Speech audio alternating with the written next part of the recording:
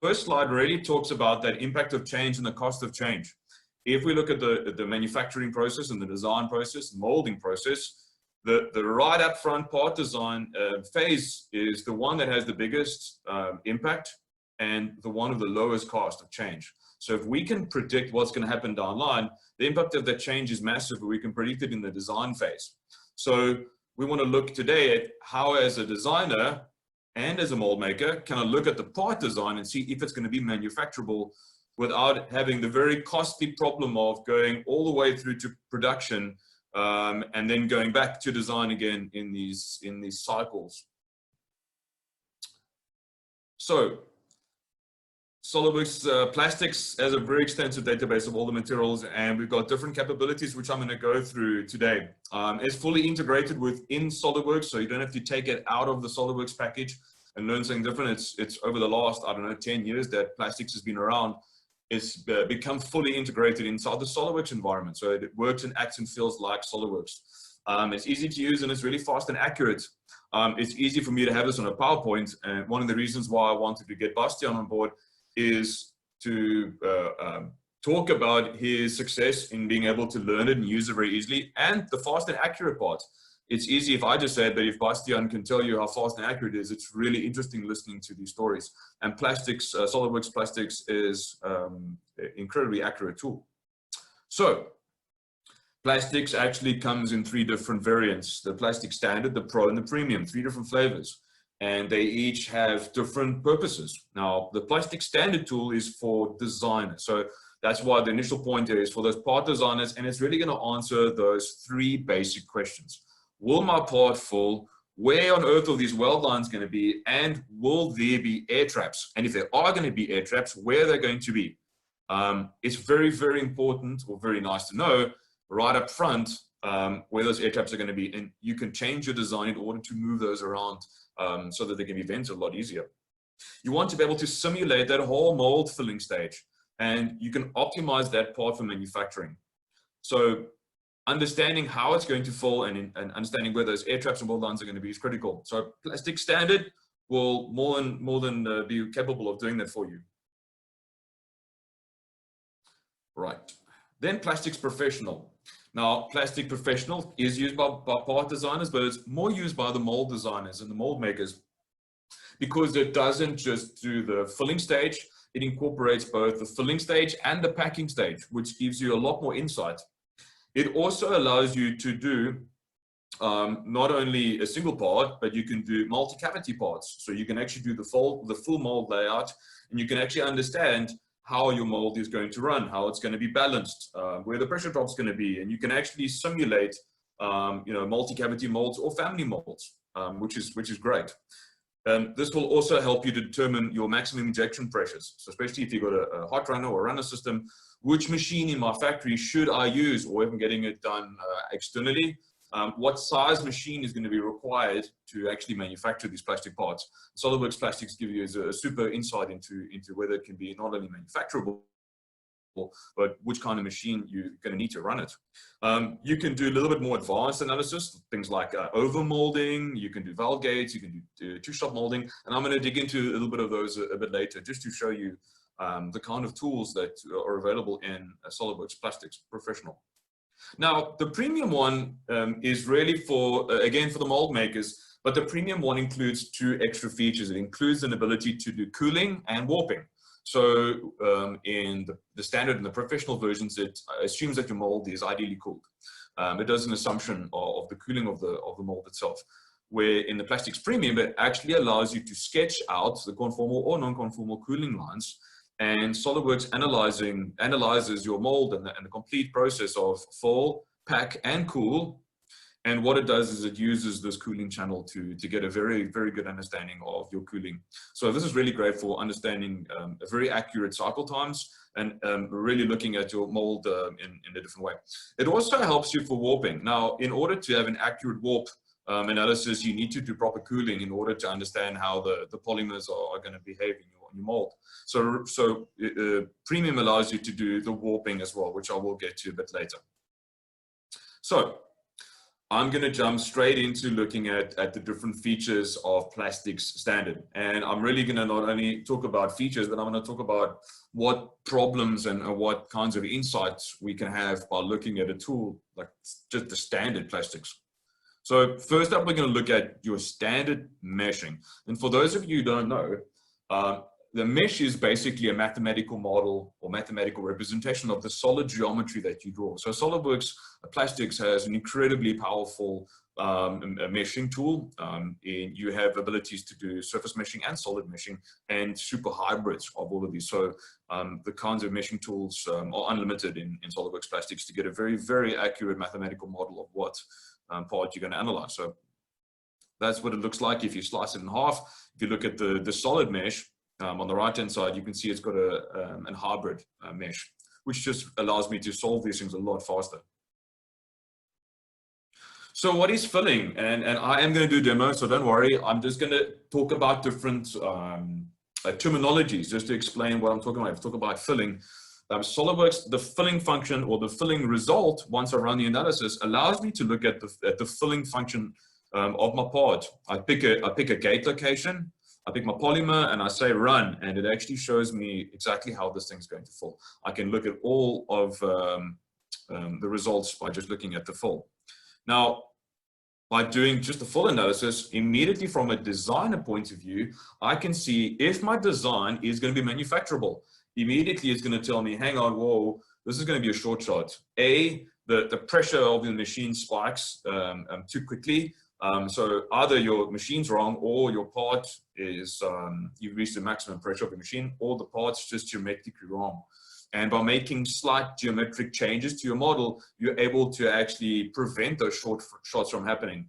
Instead of putting the design out, creating the mold, putting it on the machine, running it, oh dear, there's a short shot, change the gate size, change this, change that, try it again. Oh dear, it's still not working. That's a really expensive, really time consuming problem. And Bastian is going to speak a little bit later on their finding with using Solidworks Plastics and eliminating short shots and running this the first time, as you saw on the first slide. You want to be able to design it, make a mold, put it on the machine and run it the first time. Weld lines, this is great. So as that melt front of the plastic polymer comes around the holes, you will always have a weld line. It's inevitable. You can't run away from it. As the plastic wraps around, you are going to have these weld lines. Now, why is it really important? Well, aesthetics. You want these weld lines in places that's not going to really aesthetically damage your product. If you've got a really clean line, like a cell phone, where you want a really smooth face, you don't want to put the surface and the weld line in the same place. It's gonna look ugly. So you want to be able to manipulate those gates in order to move those weld lines around. Another important part of it is when you've got a weld line in a weak, if you've got a weld line in an area that requires strength, you don't want to have repetitive movements like a mouse clicker. If you're going to have a weld line where there's a lot of movement, it's going to break over time because it's an inherent weakness. So you can look at weld lines and understand how they're going to form and where they're going to form. Air traps.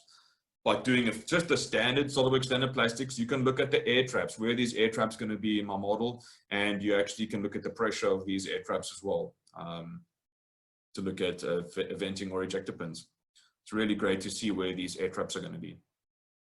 Right, basic demo. So I'm going to throw PowerPoint away and I'm going to switch to Solidworks, and I'm going to just show you how quick and easy it is to do a basic analysis in Solidworks plastics. So again, I'm not going to bore you with an hour of demos. I'm going to try and plan this to be 45 minutes. I want to just show you quickly how this works and then get on to talking to Bastian. Again, like I said, this is a very simple part. This is Solidworks Plastics inside of Solidworks. It's just an add-in, and it's in the environment. And you can see a lot of configurations that I've got on the left-hand side. Now, why is this really great? What's nice about it is that I can actually run 3 or 4 or 5 different iterations of my plastic parts. It means that I can have a part with a different material. I can have a part with a different gate size. I can have a configuration with a different, I don't know, I can change the design even if I like. And then I can go and compare configuration A, configuration B, configuration C, each having maybe different gate sizes, different flow rates, different cooling times. I can tweak all of those things and compare the results and come up with the best result. Because ultimately that's what I want. I want to know not only is the part manufacturable, but is my part going to be good? That's what you want. You want a part that can be manufacturable, because you do find that the part can be manufactured and the injection molding process is fine.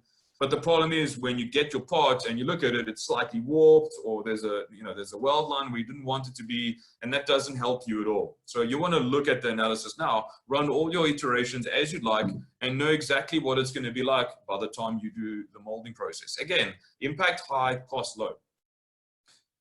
So all you've got to do is click on this button over here on the top left-hand corner. This says new study. Now, it allows me to do a solid mesh or a shell mesh. Now, I'm going to do a shell mesh for this because it's a really quick way of analyzing my part. It's a very thin part I've got, so it's not really necessary to do a solid mesh, and I don't have a lot of intricate detail. So for now, a shell mesh is going to do a little bit of an assumption, but it's a very, very good assumption, and the kind of geometry I have, it's really fine to do this. So I'm going to just say okay, and I'm ready to go.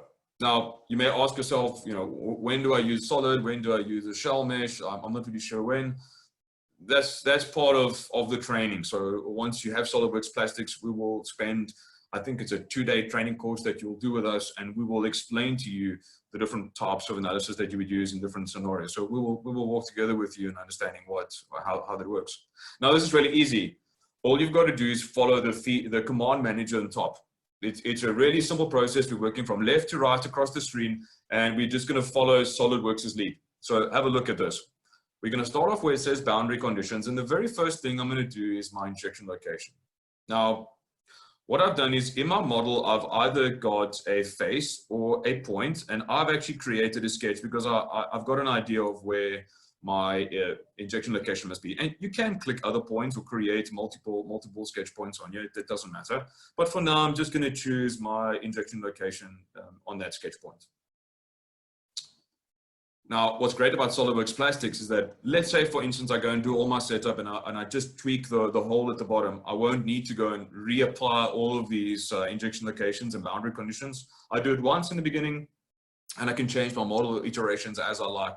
So again, looking at the top and working my way down, I'm not going to do any of these things. I can maybe do the clamp force. And the clamp force is really easy. All Solidworks wants to know is which direction is my mold going to be operating in. It's going to be operating in that direction. So the clamp force will be like that. So all I do is say, okay.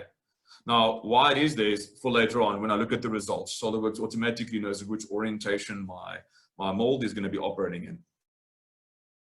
So once I've got my basic setup, I just go and say create mesh. Now, this is a really simple process. You've got a slider from coarse to fine. You can use a normal uniform where it does a uniform mesh across the whole model, or you can do a curvature-based mesh. And if I say create, it's going to go and create that mesh on my screen pretty quickly. And what's nice about this is that I can see exactly what mesh it is. And you'll see over the corners, it actually creates a bit of a finer mesh for me automatically. And in the bigger areas, it creates a bit of a bigger element size, which is great. I can, of course, go and review and edit this and do advanced meshing control. This is a very, very powerful tool to create very, very, very detailed mesh. I'm not going to do that right now. This is just a demo for you guys. I just want to say, okay, it's going to give me good enough results. So again, I just picked my gate location, my injection location, and I created the mesh from left to right. Moving on, all I've got to do now is select my polymer and have a look at my full settings. So when I click on polymer, it's going to open up a library for me. Now, this is a library that's updated constantly by Solidworks. And you can see there are massive amounts of information in here. If I look at PET, this is the default database. You can see all of the polymers that are in here. It is massive. So if I look at all the ABS, it's massive. There's many, many hundreds and thousands of materials in there. And what Solidworks is doing nowadays is they're actually updating this database, not only in the software, but on the mysolidworks.com platform. So if you go to the My Solidworks page, you can actually download more materials to update. So I'm going to do a quick 5-second overview of this little page because it's very important to understand that SolidWorks needs to have a very accurate polymer information. So you'll see here, you've got a supplier with a brand type. I'm just going to do generic ABS for now. Now, I'm just going to use this, sorry, this ABS BASF Novolin 1110H. So that's a very specific kind of brand and polymer that I'm going to use. Now, you can't just go in and type these values in here. This is scientifically calculated in a lab in order to have very accurate results in our simulation tools. So you'll see incredible amounts of data here performed by the labs at these companies. So you will see these efficiencies and curing models, and I'm just going to look at this one here for now, this polymer material information. So why am I going through all this detail? This is really important because this is the beginning of the story, and I'm going to get to the beginning of the story and then I'm going to run the analysis, and then we're going to look at the end. And this will all make sense if we understand the beginning of the story. So we're going to look at this specific ABS Novolin material, this polymer. So I'm going to automatically assume that the melting, well, the mold temperature is at 50, but the melting temperature of the polymer is 240. The ejection temperature is recommended at 154. Transition temperature, when it changes from a liquid to a solid, is around about 150. Well, not round about, it is 150 degrees Celsius. And you can see all of these crazy detailed bits of information around the viscosity of the polymer as well. So don't worry about that. We're going to look at melt flow rates, which is really important as well, and the shear rates and the shear stress. Now, this is really important to look at later on. We're going to look at shear results at the end. This is really important to understand how this polymer is going to behave. And some of our customers have got incredible results by just changing the polymer. They've got an option of 2 or 3 polymers they can choose because of the specific requirements they have. And just by running an analysis of the 2 or 3 polymers, you can get a very good understanding of what your cycle time is going to be like and what your part finish is going to be like by just choosing different polymers. Again, moving from left to right, I'm finished my polymer, I move to the next one, which is going to be the full settings. You guys are more than welcome to ask questions right now. We will answer the questions at the end. Rudolph will man that, and we will get to everybody. So full settings is the next one. So let's have a look at full settings. And you would have seen now it says full times. How does it come up with a full time? Well, actually it looks at the geometry that I've got specified, and it looks at the polymer that I've chosen, and it assumes a full time. Now, what's interesting about Solidworks Plastics, it analyzes the filling of this mold within 3.04 seconds. Now, I can override that, by the way. I can just click on that button and override it and say, okay, what if I fill this in 2 seconds? Now, remember, this is the filling time. This is not the packing time and the cooling time. I'm predicting what is going to happen in the fill time, right in the beginning. And you will see that melting temperature and the mold temperature and the ejection pressure, this comes from the polymer, that we chose. And I showed that to you already. And we're looking at things like the clamp force limit and the injection pressure limit. So what you can do, if you've got injection molding machines at the shop, you can actually get a printout of the capabilities of the machines and what they can do. And you can compare that to the results and see whether the results line up with the capabilities of the machines. Right, moving on. The very next step is, what kind of analysis do you want to run? I want to run just a flow. So I've literally moved from the left to the right, and I'm going to run this flow analysis. Now, I'm not going to close this after I'm finished. So this is really interesting. So this is now the model solving, and you're going to start seeing a bit of a polymer being filled from the gate, and you can start seeing already my results are starting to appear on the left-hand side, and you can actually see SolidWorks Plastics calculating this, and it's telling you how many cells have been filled. And what I always look out for is the maximum injection pressure. So if you've got a big part and you are analyzing it, and it might take, I don't know, half an hour to solve on a really complicated part, you don't want to be sitting there for an hour waiting for this very complicated mold to balance out. And you can see within the first few seconds whether the maximum injection pressure is going to be hit earlier on. And it's a beautiful way to look at canceling the analysis and going to make changes, or looking at that maximum injection pressure. If that thing's rising way too quickly, you're absolutely guaranteed that there's going to be a short shot of your model, especially if only 30 or 40% of your cells have been filled. So I love looking at this to have an idea of, should I wait? Am I on track? Am I online? So just by looking at the numbers, which are really simple, I can actually get a very good idea of what's going to happen. So this is quite a quick analysis. This takes under a minute to solve. Again, it's a very basic part, and I'm doing a shell analysis. So it is quite quick. So just hang on a few more seconds. And I didn't want to play a video. I wanted just to show you live how quick this thing actually is. And again, I'm running from a laptop. I'm running with an i7 laptop, and this is processor hungry. It doesn't matter how much RAM you've got. Most people have 16 gigs of RAM, 32 gigs of RAM is quite common now because of the price. But this again works with multiple processors. So the faster your processor speed, the faster SolidWorks plastics will simulate and calculate.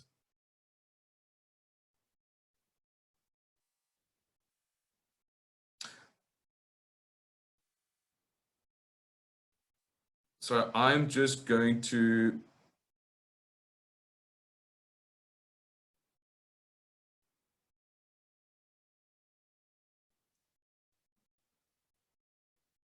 okay, now I'm just looking at the chat, but there's no questions. Here we go. Okay, so I can already look at the clamping force, the X and Y direction, the force, and remember, because I chose the clamping force, it already knows the directions of that. I can look at all these bulk temperatures, and these are all numbers which make no sense to me now. But I'm going to show you how this is graphically represented when I say close here. So the first thing I always do is have a look here at ease of fill. So this is great. If I go and look at my little question mark there, it comes up with a little advisor. And it goes green, yellow, red. Okay. It tells me that there's a problem. It's going to be a bit of a warning. It says this part can be successfully filled with injection pressure of 41. The injection pressure is required less than 60%. You may be able to reduce the part thickness and decrease the cooling time. Be sure to run additional analysis. So it gives me really good insights into actually what's going on here. Now, let's have a look at this filling time, and let's have a look at what's going on with my part.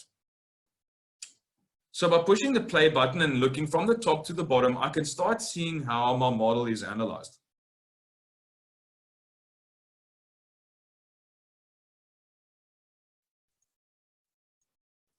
I said 3.1. Okay. So there's a problem here. Now, if I look at things like, I want to look at, let me get the section clipping.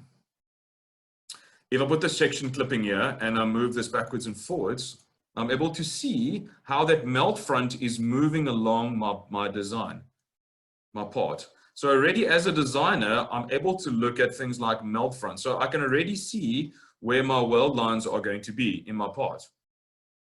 Now, this is very nice insights. I can also look at things like air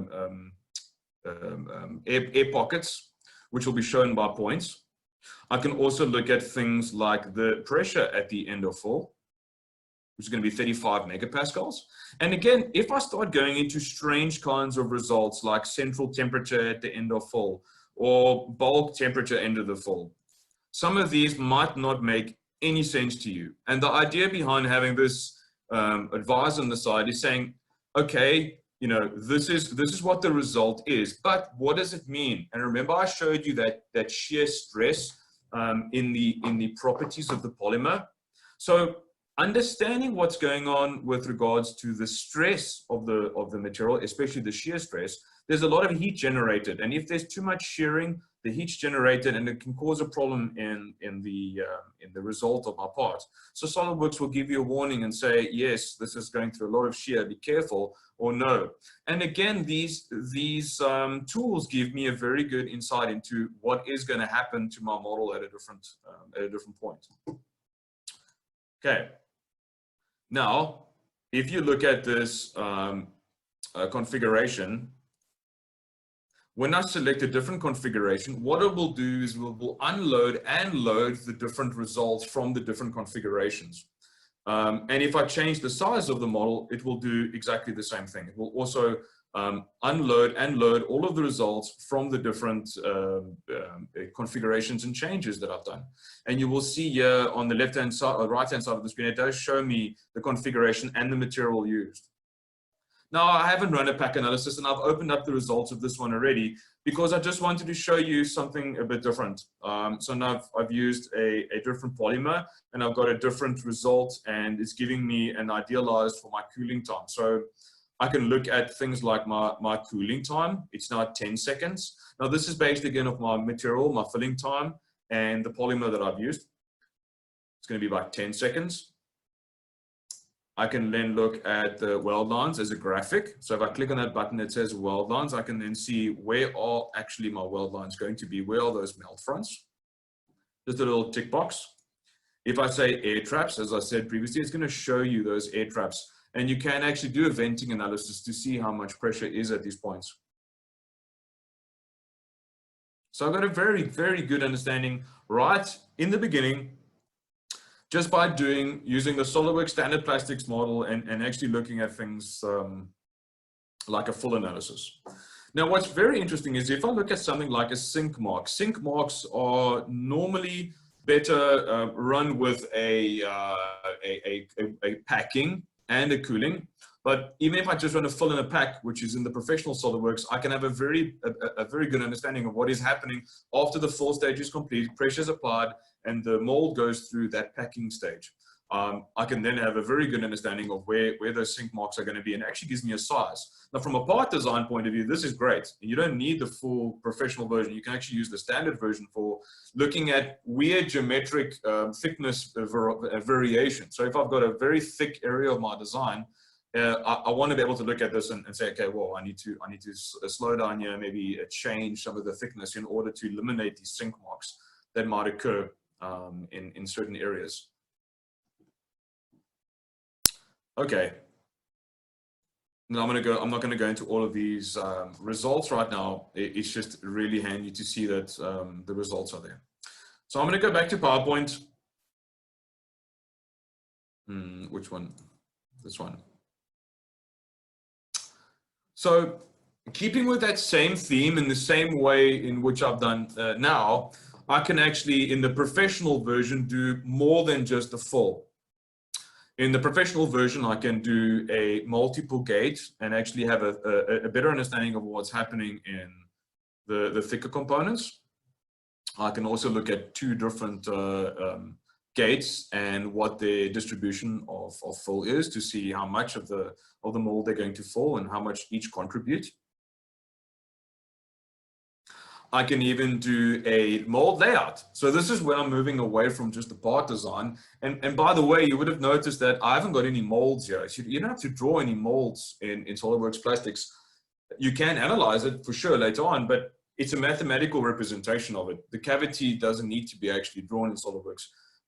All we're doing is looking at the part that's being filled and how it's going to be filled. The cavity and the cooling is really unnecessary for now because it's just going to be represented in that mesh around your actual component. So I only draw the part and I can use a sketch to actually do a layout, a mold layout using a runner design.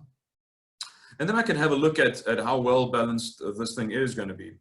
Now, if I've got a family mold that has geometry that differs from each other, runner balancing can be a bit tricky because if you don't have a tool like plastics, there's a bit of guesswork and hoping that one side doesn't fall before the other. And the problem with having that is that the one side can get overpacked and cause slight deviation. Now, the problem with this part is that if the one side slightly deforms because it's overpacked, it's going to become either brittle or warp. And when you go to fit these two components over each other to clip together, there's going to be a slight warpage, or they're going to behave, differently because they are manufactured slightly differently. So you want those two to be really balanced, lovely, and they're going to be exactly the same. And SolidWorks has a tool called a runner balancing tool that will mathematically give you the runner sizes so that it will balance that thing out and not become an unbalanced mold. And SolidWorks actually goes in and adjusts the runner sizes for you to have a beautifully balanced mold, and it will recommend those runner sizes for you and gate sizes in order to have a nicely balanced mold. Professional also gives you this volumetric shrinkage, so you can have an understanding of how the part might deform after it's been packed and cooled. And as I said before, the professional version gives you just a little bit of better understanding of where those sink marks are going to be and how they're going to be, because that packing stage does influence how the part's going to behave, because it does go through quite a process after the filling happens. Now, cooling time for components is critical in order to get better cycle times and better part quality. So you don't want to also overcool this thing, if I can say overcool. It's unnecessary. The part, once it's got to its ejection temperature, eject it, use it, carry on, do the next one. Why are you overcooling this thing? It's gonna, if you're running hundreds and thousands of these parts, you're just wasting the opportunity to make more of them. The problem with ejecting it too early is that sometimes in these very thick parts, understanding what's happening in the middle of those thick parts is difficult to guess. With Solidworks plastic, it allows you to actually put a node and a probe at a specific point, which is a concern to you, and you can actually look at how that polymer at that point you've selected is behaving at the end of cooling or at the end of packing. So you can get an understanding of when it changes from that we call it that transition temperature. Where does it go from the transition temperature from being a liquid polymer to that solid state back down to the ejection stage? So Solidworks will give you a very accurate cooling time to say, this thick part's going to be 50 seconds. If you cool it 50 seconds, everything will transition, ejection temperature will be reached, go for it. Great insights. Sorry, I should have gone to the next slide. That's what it looks like. So you'll see that little dotted line there, that's your ejection temperature. And that little point, number one, you can see it's much longer. Now we're looking at like 140 seconds to get to that ejection temperature where it's going to actually transition from a liquid to a solid and then get down to the ejection temperature. So this graph tells us what will happen there.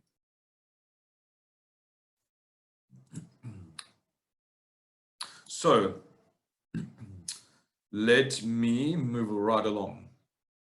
Solidworks Plastic Professional also allows me to do insert over molding. What I can do is actually have two separate polymers injected in one analysis. It will allow me to understand what will happen if I do an over molding, how will the polymer behave, and what my results will be like. Very, very, very handy tool if you're looking at the temperature interface between the two. These kinds of analysis give me very, very good insight into how the mold is going to behave. So we look at this electrical connector, again, a very thick connector, but I've got these copper inserts. We can then do an insert over molding over this electrical connector and also understand the thermal properties and how the properties of the specific inserts are going to react with the liquid polymer, because obviously they're going to have different thermal conductivity properties. That's the word I was looking for, thermal conductivity. As I explained earlier, I've got 4 kids and my youngest one is 11 weeks old. So I do suffer from lack of sleep. So I do apologize if I stumble over my words. Here's a great plot looking at exactly what is happening to the polymer with that, this very tricky corner pieces. This is again a co-injection. I've got 2 polymers injected into a mold, and how do they interact and interface with each other. There's more of these. I'm not going to get too much time on here. This is a great tool as well. In professional, we have a fiber analysis. So different polymers have different fiber lengths. Now, the problem is, what is the orientation of this fiber? If I'm looking at the rigidity of the part, I want the fiber to lie in a way that's gonna give me the mechanical properties that I need. So if my fiber is lying across a part, there's no point in having my fibers run this way if my part needs to bend in this direction. So if my part's going under stress in this direction, I want to make sure that the fiber orientation is correct in order to give the strength that it's been designed for. So you want to understand how the fiber is going to flow and how it's going to behave inside of your mold. Now, this birefringence, the best way I can explain it is if you've got a clear plastic part and you look at the plastic part through light, you have a kind of a rainbow or a defect in that clear plastic. This birefringence shows you how much optical deformation you're going to have in your plastic part. So again, a really nice tool. All of these come in the professional version, and you can use it to have a better understanding of how those plastic parts are going to operate. And we do have customers in South Africa in the automotive field using it for clear plastic injection in PE. So gas injection, I haven't come across many customers doing this, but Solidworks Plastics does also support the ability to do gas-assisted injection analysis, which is really great to have. We've also got ability to look at valve gates, so you can actually have timing. So you can have two gate locations that are controlled by valves, and we can actually understand how the polymer will behave if they are injected at different times or at different points. So I'm going to jump to the second podcast. I've actually done that already. I'm going to actually move straight on to Kubing. I said I wanted to get to Q2 to get to Bastian, so I'm well on track. Rudolph, can you maybe make Bastian co-host for now? As I'm gonna introduce him in the next 5 minutes. Maybe if you can get Bastian ready. In the third edition of Solidworks Plastics, or the third variant of Solidworks Plastics, it basically just goes to the next level. So it then adds the ability to do cooling and warping analysis. So if I look at the designs on the screen at the moment, you will notice that the standard and pro versions don't really have a cooling. I can't define how the cooling is. I just type in the mold is at 45 degrees or 50 degrees. I just type that in. But with the cooling analysis in premium, I actually draw in whether it's a spline or a line with the fillets on it, showing exactly how the cooling is designed in my mold and how does that specific cooling impact my part. And you'll see in the bottom, I've got conformal cooling channels that can be 3D printed. The guys from Stellenbosch University do a lot of this, and it's fantastic. So warpage, because I've got a very accurate cooling module, because I'm assigning the cooling lines, understanding how my part is going to warp is obviously a lot more clear because I've got a better understanding of the cooling. So it gives me a very, very good answers, with again warping. So just some interesting points. It's quite close. If you look at the uniform mold temperature versus the accurate mold temperature, you will see the different, if I look at the uniform, you can see it's uniformly cool because it's making an assumption. But if I look at the accurate model, you can see where some of the hot spots are in my design. And it gives me a very good idea from a designer point of view where I should be running my cooling line. So if my cooling line is running in a certain way and I see a hot spot, I can actually maybe deviate or maybe add some cooling where those hot spots are, and maybe the mold is struggling to cool down those areas in the time needed. And I can tweak it and change it and analyze it and run it and look at what impact those new cooling lines are going to have. And again, this is that material above the 90 degrees, which is my ejection temperature. And again, it's very close. But again, it shows me where my materials are still above that ejection temperature mark, and I want to try and get that polymer down below the 90 mark so that I can eject it. So this really helps me understand where those problem areas might be in my mold. And warpage is you can get a good idea with warpage with the others, but if you are having big plastic parts and you're struggling with warpage, you need premium in order to really understand how that warpage is illustrated and to how exaggerated it is. So, again, this is an introduction into plastics, and I wanted to talk about some of the core capabilities and problems that we're trying to address with Solidworks Plastics. The injection molding process is complicated. You've got so many things that can go wrong in the injection molding process because you got things like improper flow rates, molding temperature, it's non-uniform injection speeds, you've got that stress buildup, you've got different heats all over the place. So it's very difficult to predict without something like plastics. And I wanted us to highlight how we would do it. And what we want to really do is summarize that, this mold rework, or we want to try and eliminate that mold rework and improve your quality and decrease that time to market so that you can get the parts out quickly. what I'm going to do now is introduce Bastian to you guys. It's a customer in Cape Town using Solidworks plastics, and I wanted to ask him 2-3 questions around why they looked at plastics and so forth. And so please hang on for another 10 minutes while we talk to Bastian. The idea is just to get someone that has used it already. So Bastian can. Sorry, Quintin, you must make Bastian just a co-host, please. I cannot do that. Okay, cool. Bastian, I'm going to unmute you. Hello. Can you hear me? There we go. Yes, thanks. Bastian, welcome.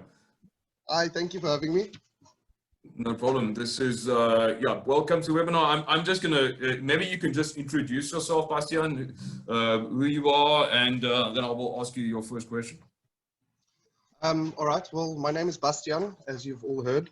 I work for Power Logic, studied mechanical engineering, and I do most of the tool designs, most of the polymers here. Anything else? Perfect. No, the first question is Bastian, what really sparked the need for Power Logic to look at tools like plastics? When you first thought, had problems, what initiated that need to go and look for something? Quintin, you've actually answered most of those questions already. The biggest problem that we obviously have is with complex components, it's very difficult to see what your flow is going to be like, where the weld lines are, all of those bits that you need. And you can't see that beforehand. So what happens is you make the tool, and then you test the tool, and then, oh no, this doesn't work. So take it out, modify it, put it back in again, test it again. And that, that procedure can take, it can take a while. So with plastics, it just makes it so much easier. And then after you guys implemented SolidWorks plastics at Power Logic, what kind of impact did that have, with eliminating those things that you've just mentioned?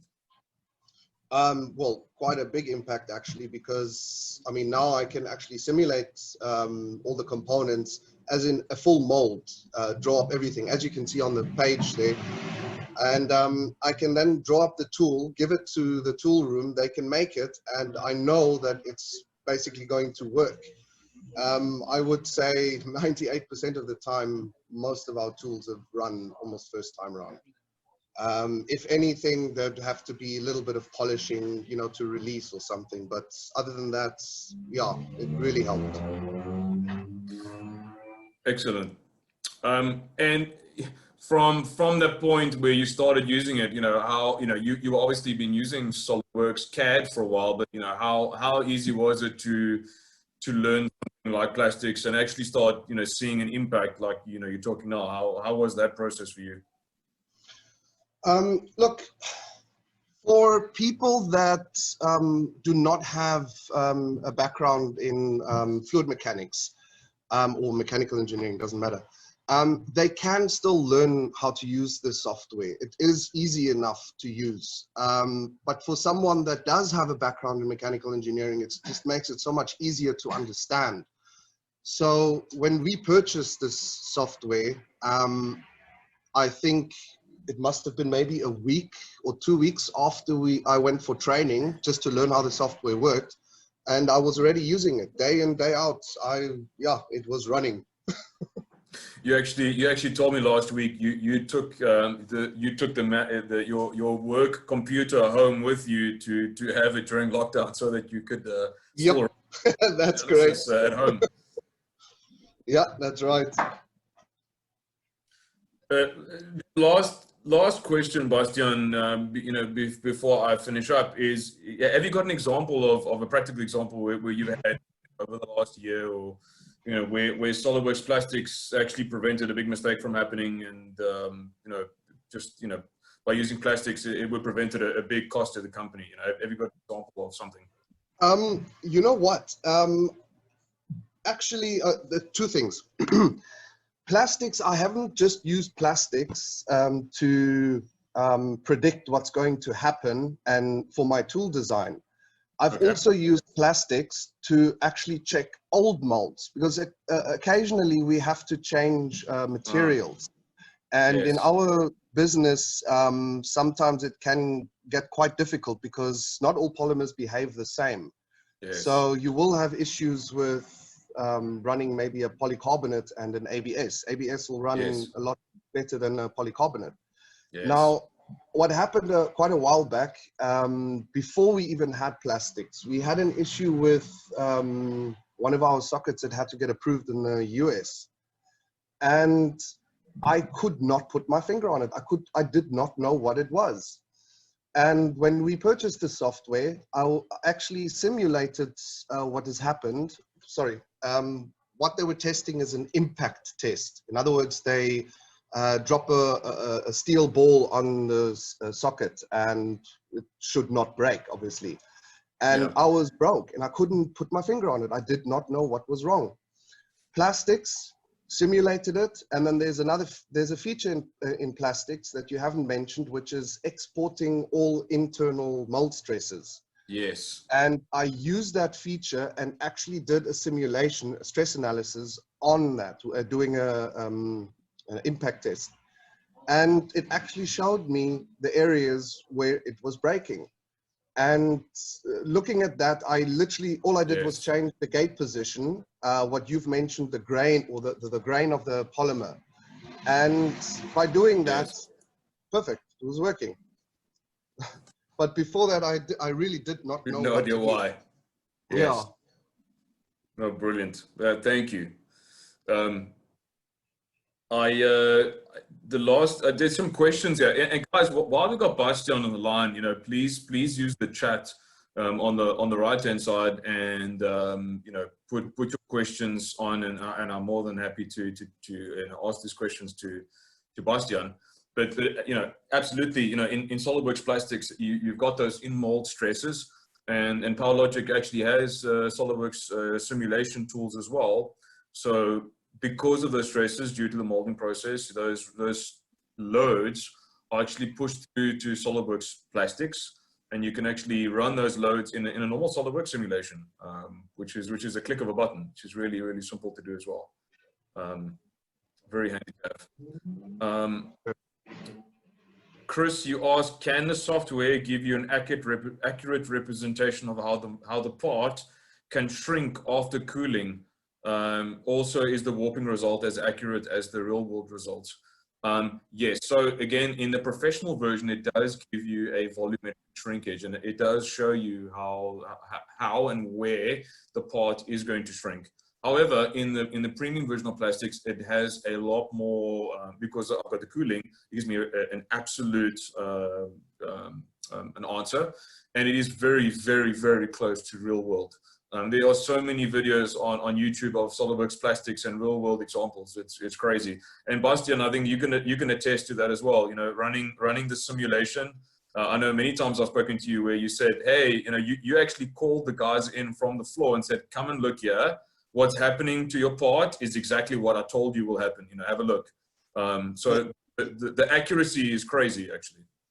Yes, that's correct. It was actually quite imagine a box, and they were trying to run this and it was only filling halfway. And they keep on complaining that it's not filling. I simulated it, and to me it was filling, and I couldn't understand why. And I did a simple thing, just took the tool temp off, and it gave me exactly the same shot as what came from molding. So I told them, put the tool temp on, and then it ran fine. Is having that insight and knowledge that you, with confidence, you can know it does fall. It will work. Yes, correct. No, brilliant. Thank you so much, Bastian. I don't see any questions. There's one more message. Does the core? Does it use multiple cores or single cores? It does use multiple cores. Yeah. Calculate faster if you've got a multi-core processor, so it can be a bit faster. Yes. Chris, any more questions before I let Bastian go? You know, you're more than welcome. We are going to be hanging around for a bit. You know, the idea is to really engage with you guys. I'll go one more poll question before you guys all run off. Give me 1 second. So what we want to do is, like we've done with Bastian and PowerLogic, you know, the idea is to come and engage with has different options. You can rent plastics as well. So you can rent it or term it for 3 months or a year. So if you've got a specific project, you don't have to, you know, buy plastics, you can rent it. And we would like the opportunity to come and engage with you and understand how your company works and what operations you have, and engage with you like we did with PowerLogic, and look at ways of improving how the company works. So, you know, this is really an invitation to you guys if you want for us to engage with you, and maybe look at some real world examples. You know, we are happy to do that. The great SolidWorks Plastics is that we're supported by SolidWorks, and SolidWorks is one of the world's leaders in this field, and we've got a huge amount of backup from them with regards to, you know, expertise across Europe and the US and in the East, where we would go and ask questions, you know, why does it behave like this? Or why is the software giving this kind of result? And how do we you know, we want to analyze, you know, this kind of warping, you know, is it possible? And what buttons do I use? And it's really amazing the kind of results we get.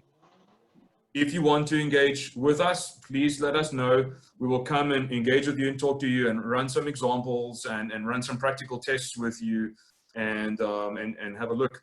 Bastian, thank you so much for the chat, and you know, I really appreciate your time that you're spending with us. Thank you, everybody. I'm going to be hanging around for another few minutes. If you want to, I'm glad I kept to my promise of an hour. It's 2 o'clock. Thank you all again for joining. We will be back again next week, Thursday, for another Mecad webinar. Have a great rest of your Thursday, and we will hopefully see you soon. I'm going to leave the poll open for another minute, and we are here for further chat. Can we work with... Thank you, everybody. Bastian, I'm going to mute you. You muted. Thank you. I thought I wasn't muted.